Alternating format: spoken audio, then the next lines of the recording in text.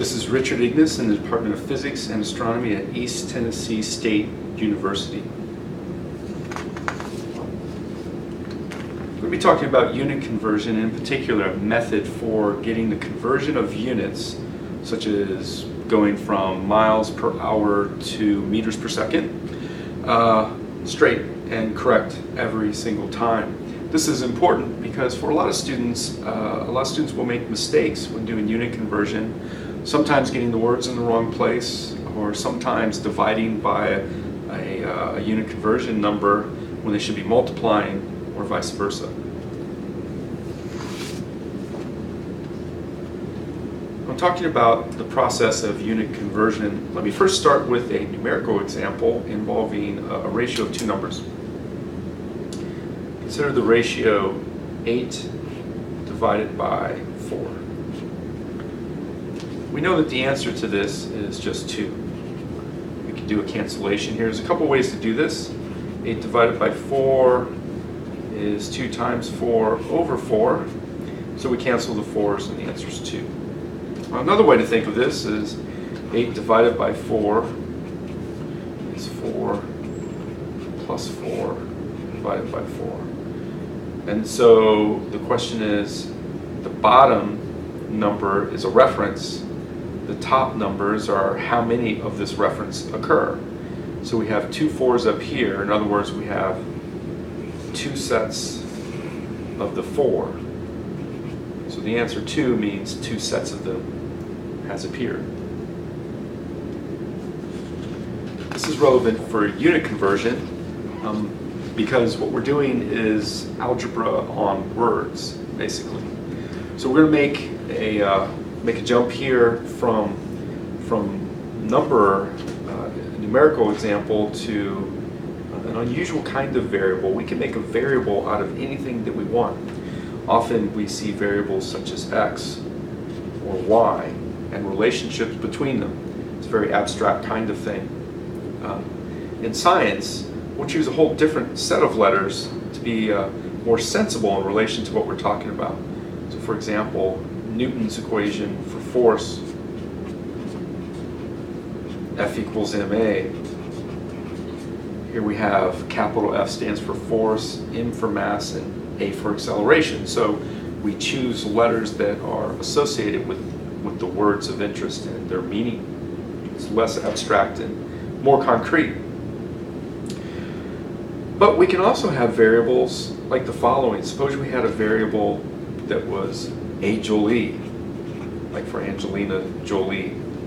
This may look like the product of several letters, each their own variable, the A, the J, the O, and so on. But actually, we're treating the combination as a single variable. That's okay. We can just make up all kinds of variables. We can make up a variable called John Wayne. It wouldn't really matter. And it would obey all the regular rules of algebra. So for example, we could solve an expression. Maybe we have a relationship, 5 A Jolies, whatever A Jolie stands for, a length, interval of time, doesn't really matter. It's just like the letter X. 5 A Jolie minus 1 equals 14. We can solve this equation using the rules of algebra where we do nothing but in a creative way. Add 1 to both sides. 5 A Jolies equal 15.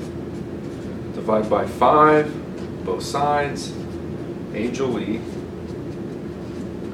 is equal to 3. So the variable A Jolie, whatever it may represent, is equal to 3. 3 is the value of the variable that makes this expression appear true.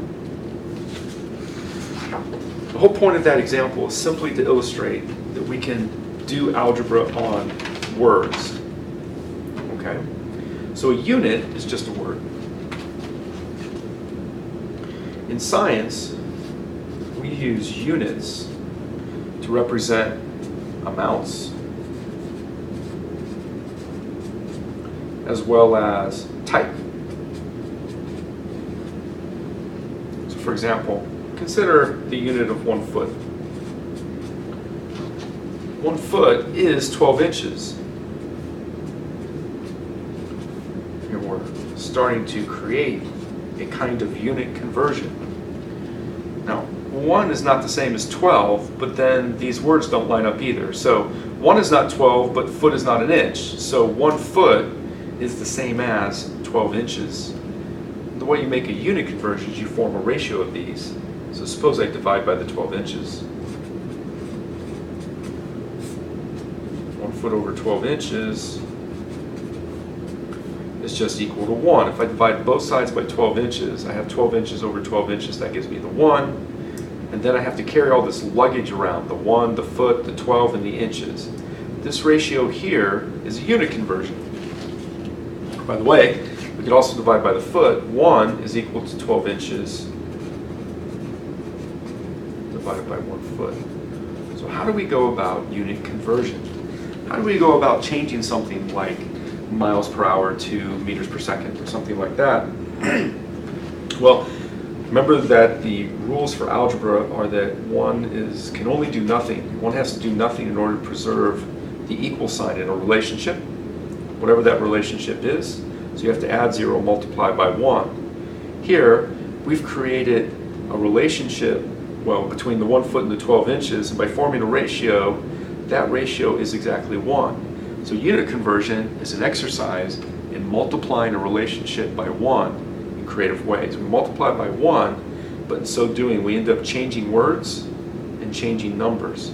The object is to get some measure, some value in the words that we want. And in so doing that, we end up with maybe some different numbers than we started with. All right. This is best illustrated through an example. Suppose that we have 1 foot per second. And we want to convert this into yards per hour. So how do we get from the known thing to a new set of words with a different number? We don't know what number goes in here.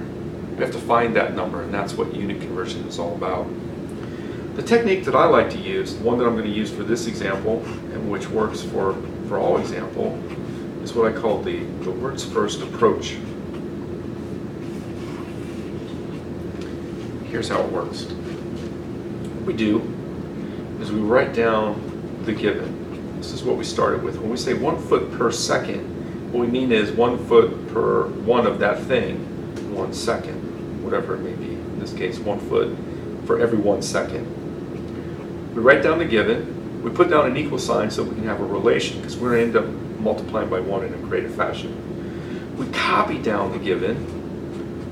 It seems like a lot of effort for not much gain here, but bear with me. And what we're going to do is we're going to multiply by 1 in a series of ways. I don't know how many ones we're going to need here in order to do this unit conversion, but however many we need. And we're going to replace the 1 with these kinds of unit conversions, like over here, the 12 inches per 1 foot is a 1.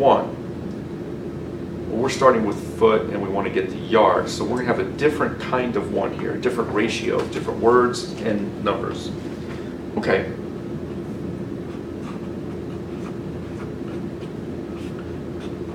It's inserting the unit conversion that is where many students will make common mistakes, such as getting things upside down. Instead of worrying about the numbers, just work on the words. So for example, what I clearly want is a yard upstairs. The abbreviation for yard is YD.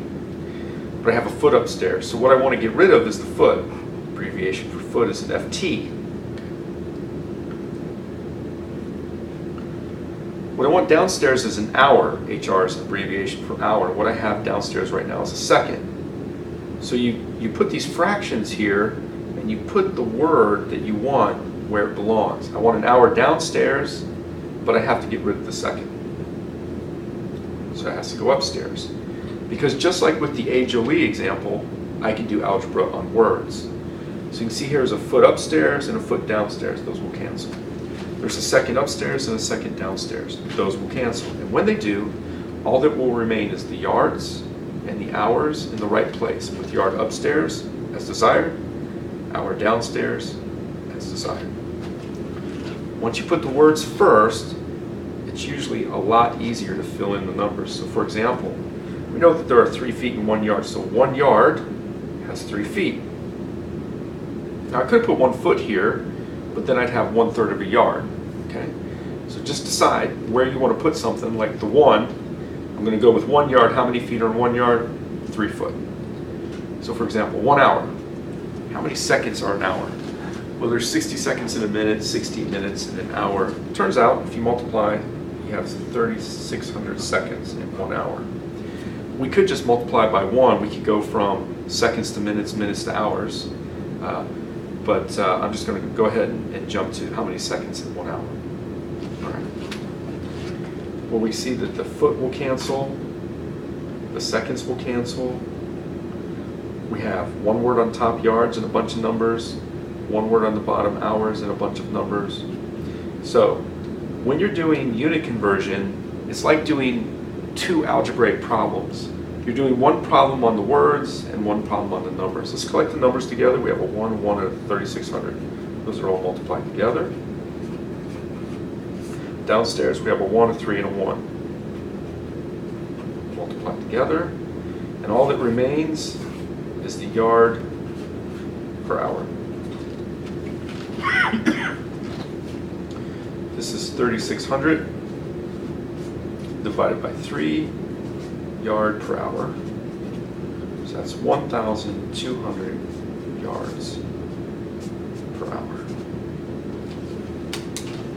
And that is the words first method. Start with what you have, put an equal, copy it down, and then think about how to put in fractions that manipulate the words. After you're done putting in the words, insert the numbers where they belong.